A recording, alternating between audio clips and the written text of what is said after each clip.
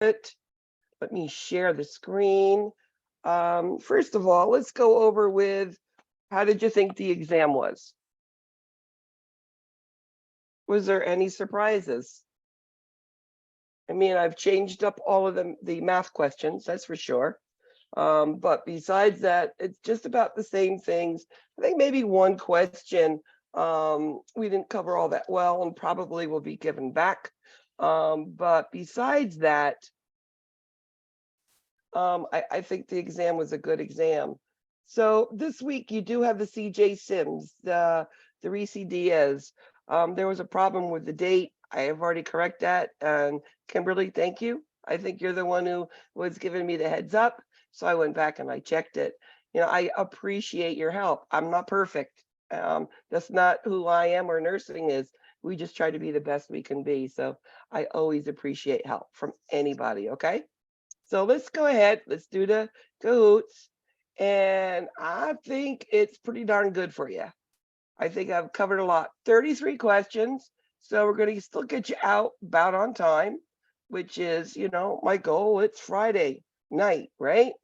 You know, your family is waiting for you, want to do things. I get it. My grandson entered first grade yesterday. So I got pictures of him in first grade. He's in gifted. Oh my gosh. You know, go figure. With a grandma like me, PhD grandma, smart grandson. And he's with me most of the time.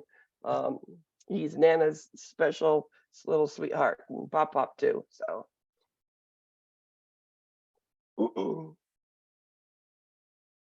I will be sending you, of course, you know, the recording for the Cahoots, sending you the Cahoots. I will also attach this condensed PowerPoint that I spent some time on for you to get it in a manageable format. It was just too much information. It would drive me bonkers if I had to look at 88 slides on cardiac and respiratory and figure out what is the most important concepts about it. You said the PowerPoint you sent it where? In the chat. In the chat. Again, I'm going to attach it to the recording after class tonight. So you're going to have it then anyway. But if you want it right away, there it is. Just giving you two places. And let's just get going. Time's a wasting, right? Hematology and cancer. That's not what I want. Why did that one come up? Hold on. Give me 1 second. This is the one I want. Give me one moment. Here it comes. You're going to have to reschedule for it. Sorry.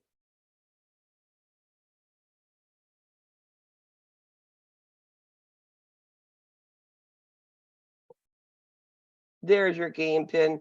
This is the one I want. Sorry.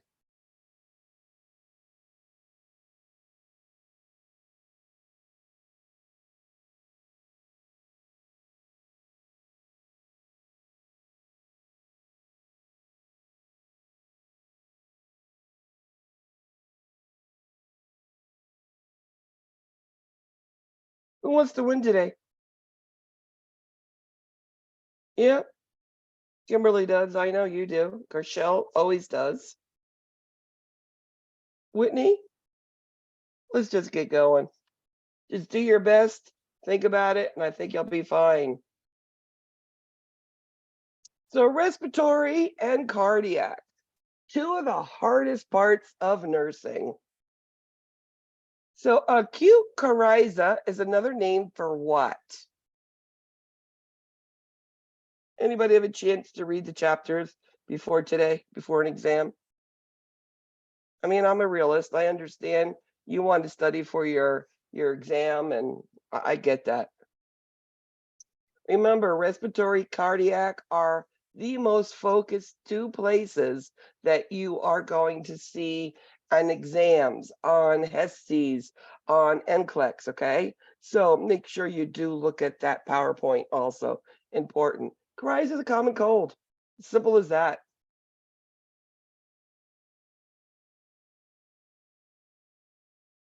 Acute croup is also called. Croup is this inspiratory sort of stridor. It's that upper respiratory oropharyngeal airway gets so swollen it doesn't go in. And this is the one you hear that horrible bark. So it's a laryngotracheal bronchitis. It's all up here. Bronchitis is down lower. So I'm saying it's all upper. Croup can turn into epiglottitis, which is an emergency, which is that epiglottis, upper airway, oropharyngeal, is completely covered and you can't breathe, okay? What term is used when describing the collapse of an alveoli? What's an alveoli? Where are they?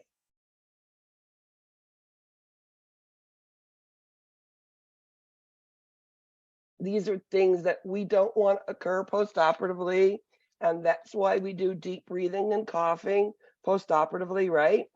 Especially if they're on bed rest. It's called an atelectasis. And how do we get them open? Deep breathe, cough, inspirometry, ambulating, right? What is tachypnea? Remember, terms are always important.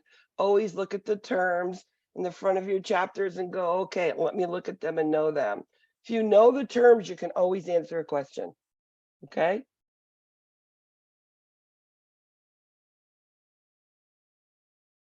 Tachypnea is breathing. So apnea is not breathing. Tachypnea is too fast. Very good. What will the nurse teach the child with cystic fibrosis to facilitate digestion of nutrients? Remember, cystic fibrosis is the pancreas has too much mucus and sludge, don't work, and the lungs are full of mucus and sludge. So it's two places where your body that you have to pay attention to. Now, the pancreas doesn't work, so we have to supply pancreatic enzymes.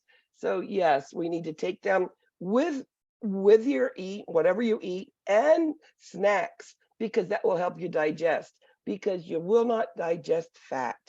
And fat, it's going to go through your bowel and you're going to have bulky, foul smelling stools. You're going to have distension of your abdomen and you're going to lose fat soluble vitamins. So we need those pancreatic enzymes to help. When a child has a fever and upper respiratory infection, what should be included in the nursing care? Kids home sick, big cough, big runny nose, feels horrible. What do you need to do? What do you need to remember?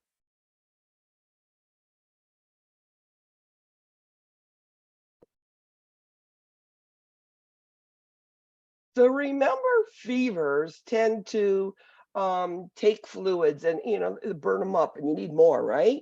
So always give those favorite fluids. Now, the way that you get them to do that is if you keep their fevers down. Children are great. When they have a fever, they just sit there and don't move, and oh, I feel horrible. Once you give them Tylenol, Motrin, their fevers come down, they feel better, right? And when they feel better, what do? They drink or eat. But as long as they drink, that is good. So keep the fever down and give small amounts of those favorite drinks. Apple juice is probably the most universal, right? Asthma causes what? Asthma is one of the most common respiratory illnesses in children. We know that many children can outgrow it. My husband has asthma and had a status asthmaticus attack. I totally respect it now. So asthma makes, children lose school, right? They can't breathe, so they stay home. They go to the doctor more, urgent cares more, increased hospitalizations. It's one of those things that we really need to keep under control. Parents need to be taught how to take care of their children with asthma. What is the most common reason for pneumonia in infants? Infants less than a year old. What's the most common of all of the pneumonias?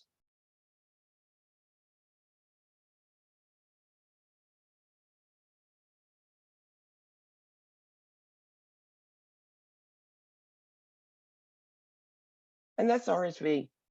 H influenza, no. RSV, remember, it's common cold to everybody else, but it gets into the lungs and puts all of this mucus in there and atelectasis, and that is RSV. Again, how do we treat RSV?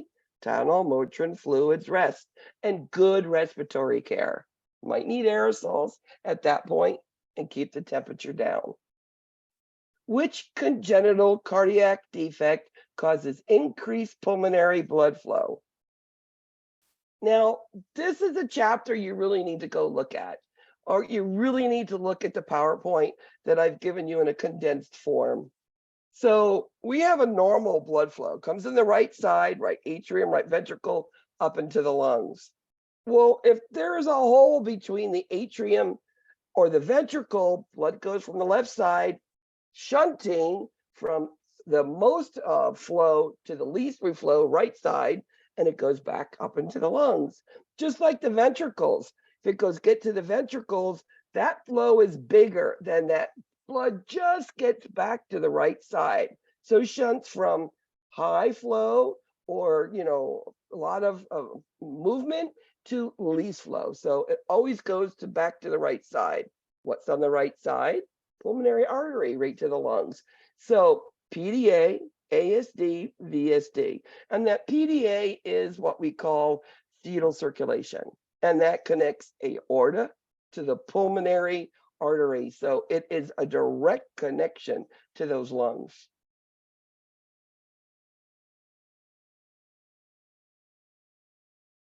If a child swallows frequently after a tonsillectomy and adonectomy, what might this indicate? Again, this is something we're going to teach our parents, and this is usually an outpatient. They'll come in, they'll have surgery, go home. We know it's the best for them because they're clean kids. We don't want them in the hospital catching something.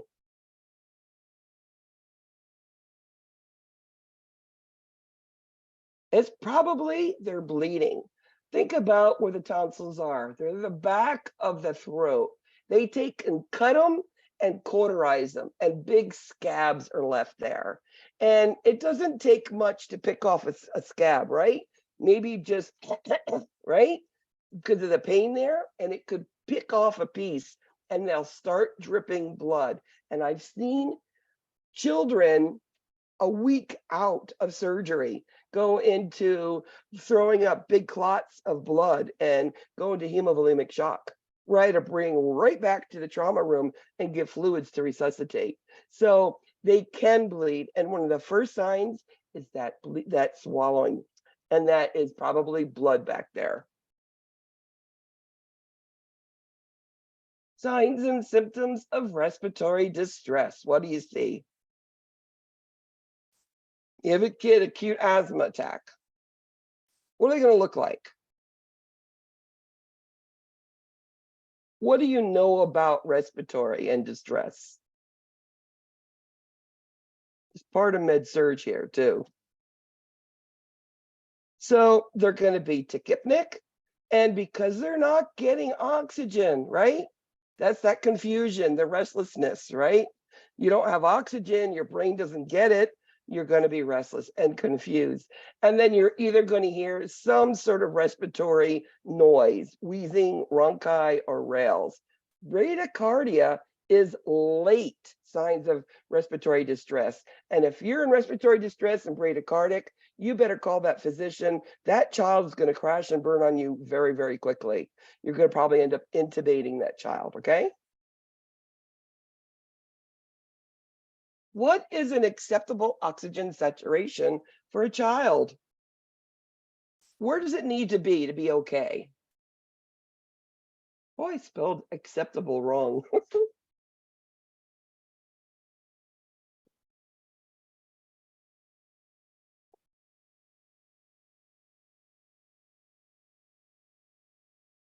It has to be 90 and above. 90 and above for a child is absolutely okay. The only time it's not is when you're with a congenital cyanotic cardiac heart defect, and actually 85 is the highest. You want some of those. But normal kid, an acceptable 90 and above is all right. You don't have to put any extra oxygen on those children. The parents of a 3-month-old with cystic fibrosis want to know how their child got this disease. Neither parent has cystic fibrosis. So how did it happen?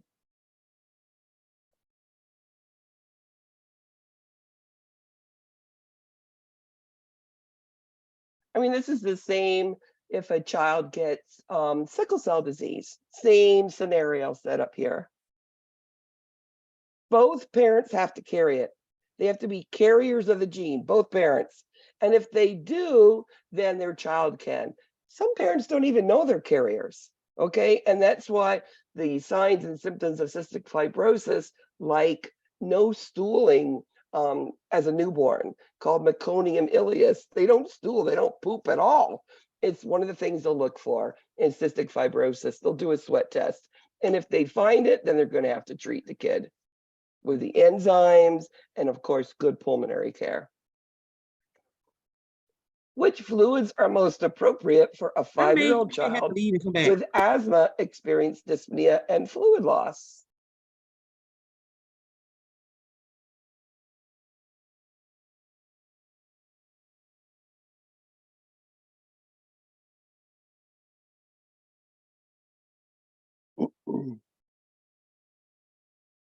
No, we always need to hydrate no matter what. But with asthma, cool stuff, cool environments, too cold, can trigger the respirations, to start the wheezing, and also cold liquids. So it's always room temperature water. Was somebody asking me a question?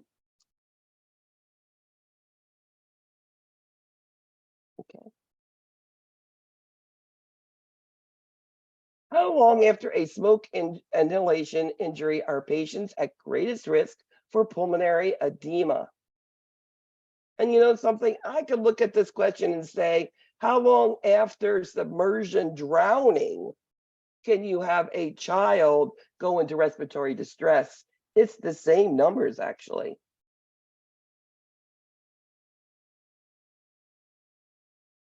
And it's 72 hours. That's why children don't look bad. And you say, well, why are you admitting them to the ICU? I don't understand. Well, because the lungs are peculiar. They can take up to 72 hours to stop breathing correctly and go into respiratory distress syndrome. So 72 hours is that number for either smoke or drowning, that they still can go and go downhill and stop breathing. What findings are expected when measuring the blood pressure on all 4 extremities of a child with coarctation of the aorta? This is a kink of the aorta. It's kinked. So blood comes out of the left ventricle through the aortic valve up into the body. And right after that arch, it's kinked. It's narrowed. It can't go down. Only a little bit goes. What would you see? Well, if there's a kink and blood can't go downwards, you're going to see higher blood pressure up here because the blood has to go somewhere, but it hardly gets blood down to the lower extremities. So the lower extremities are going to have lower blood pressure. And because the blood's going up, the upper has higher blood pressures. What type of diet should a child with cystic fibrosis be eating?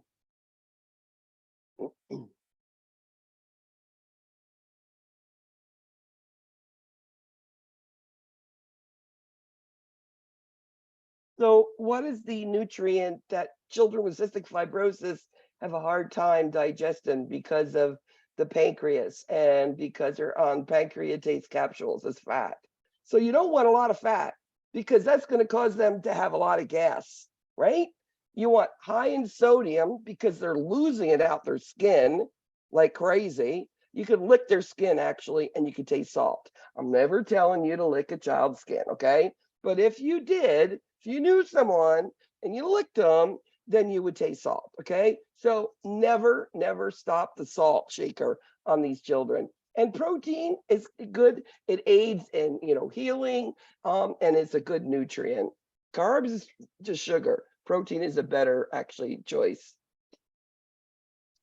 Blood flow between vessels of the heart is called when it goes from the right ventricle, from the left ventricle, and it goes over to the left ventricle to the right ventricle because of flow. What that flow is called is what? Or the left atrium to the right atrium. This is called a shunt. It shunts from high pressure to low pressure. And that's the way the heart works. What is an atrial septal defect? An ASD. Mentioned it a couple times. So now, what is it?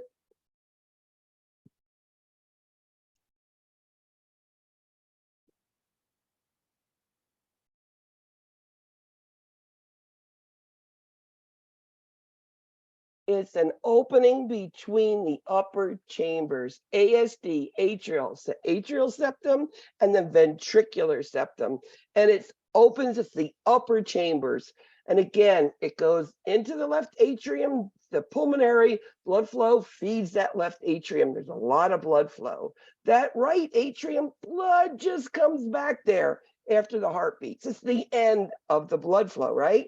Very low pressure. So left atrium, poof, to the right atrium, and again, it's going to be increased pulmonary blood flow also.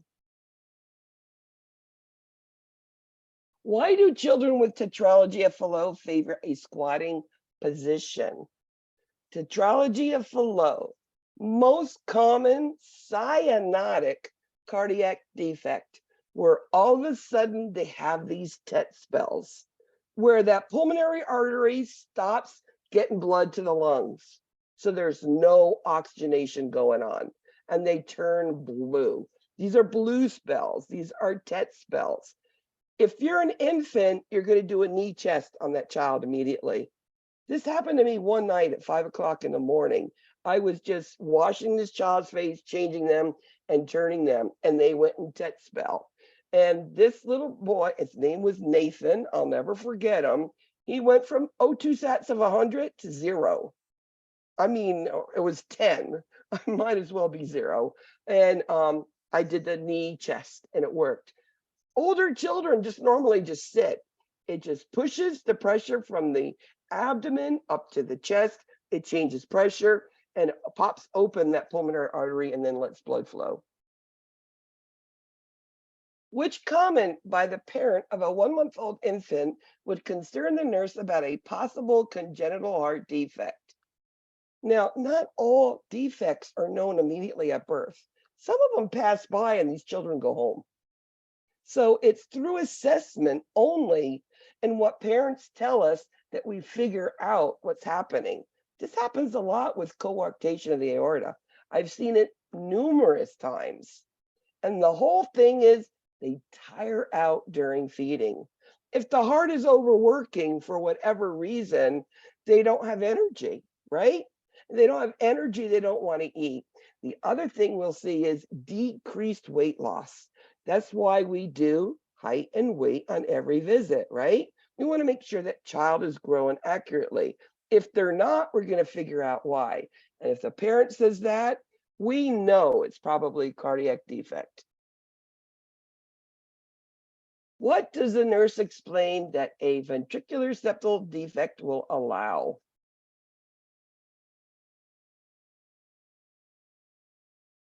What does it do? I've explained it about the ASD. It's the same thing,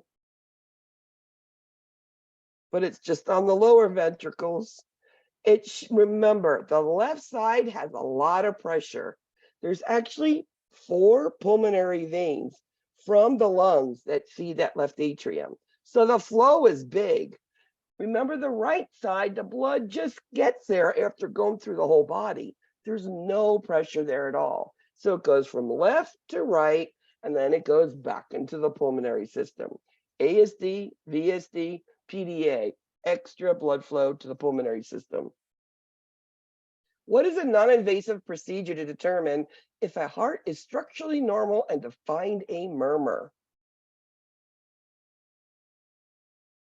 One of the first things they'll do when they're suspecting any cardiac condition.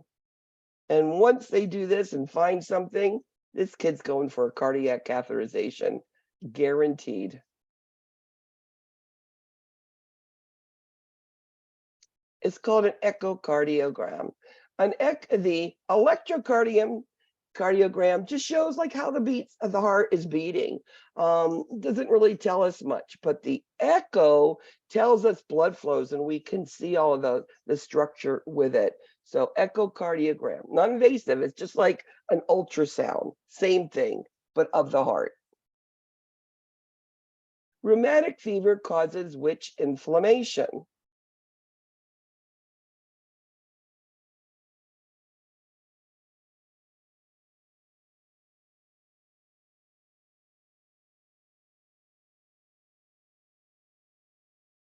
And remember, everything in rheumatic fever is reversible, but the only thing that's not would be the mitral valve, which could have damage to it. The carditis is the big thing. It's an inflammation of the heart. Now, if it's already affected the valve, there's nothing we can do. Chorea is those weird movements that you don't want, but you sort of twitch. Polyarthritis, nodules, rash, all of that will go away with antibiotics. This is caused by a strep infection that wasn't treated, and it affects the whole body. Treat it with antibiotics like you would strep, longer term, of course, but it will correct everything, but will not correct the valve that has been damaged in the heart. A child recovering from rheumatic fever needs to receive monthly injections for 5 years of what medication? Well, what did I just tell you about rheumatic fever? What is it and how do we treat it? Then you're going to know what answer that is. It's a prophylactic treatment to make sure.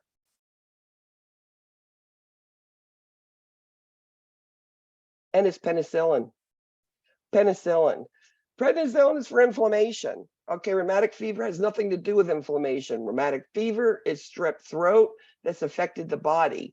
And just to make sure that that rheumatic fever doesn't come back and re-manifest itself with all of the symptoms, we give monthly injections of penicillin for 5 years. What life-threatening illness is caused by H. influenza that causes swelling above the vocal cords? Life-threatening. That's the key words here.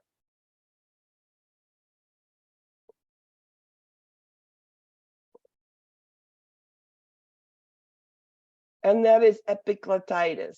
Laryngotracheal bronchitis is croup. It's not life-threatening. Remember, croup can turn into epiglottitis.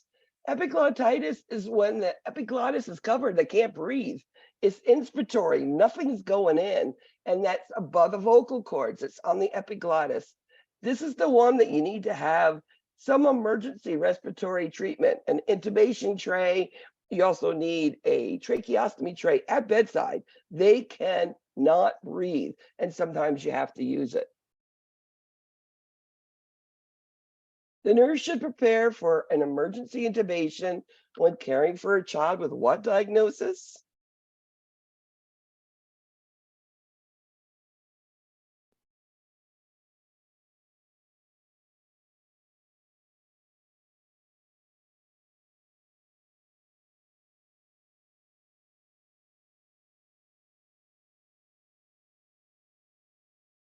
And that's epiglottitis. Asthma, you don't want to intubate. In fact, it's the last thing you want to do.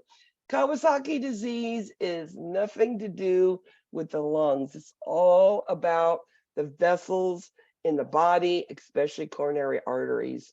And that is nothing to do that you need to help breathe for them. How do you treat primary hypertension in a child? You know, years ago, we didn't look at blood pressures on younger children, and they've changed their idea. And actually, now they mandate that all children 2 and under, 2 and above, have to have blood pressures taken because we found out there was damage going on because we weren't doing it.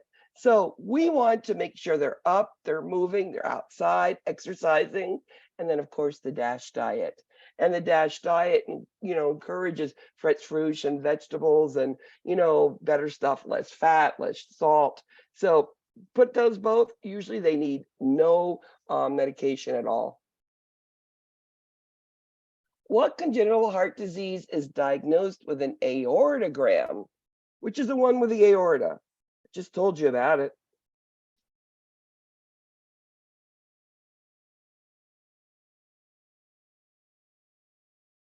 An aortogram is when they take and they insert a dye and look at the aorta and see if there's a kink. Coarctation of the aorta, most common thing they use it for. An aortic stenosis, and that's above, the aorta is above it. The, aortic valve is in the heart still, left ventricle, so it's not going to show anything. So coarctation of the aorta. Early signs of congestive heart failure. That means that lungs are filling up with fluids. That heart's not beating the way it should for whatever reason.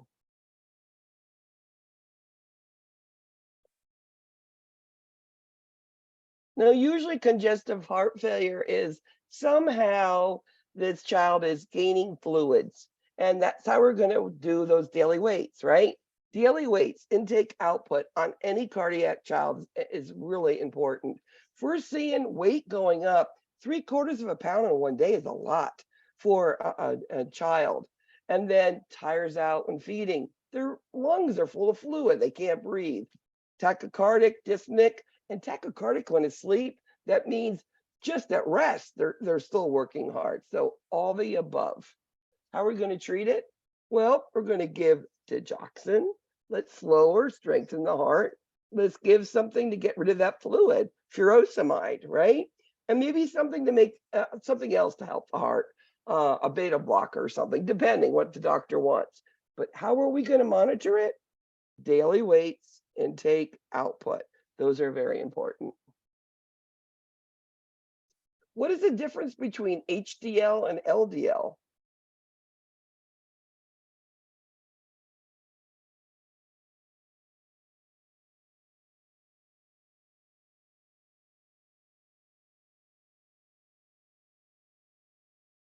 I remember both of these by this.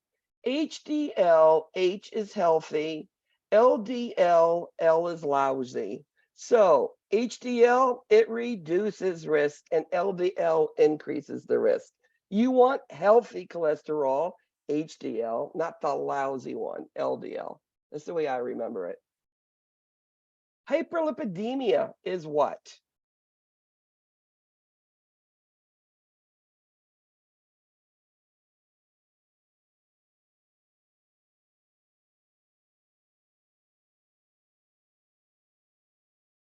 And that's just too much fat, fat-like substance in the blood. That's your blood pressure, the cholesterol is up, and that's at risk. And children actually can get this. It's something that years ago we didn't even think about, but now we're noticing it can happen. And last question. A hypoplastic left heart syndrome involves the underdevelopment of what? Look what the question says. Hypoplastic left heart syndrome. Hypoplastic, small, not developed. The muscles don't work. It's on the left side. Which one do you think it is? And it's the left ventricle. It's called a hypoplastic left heart.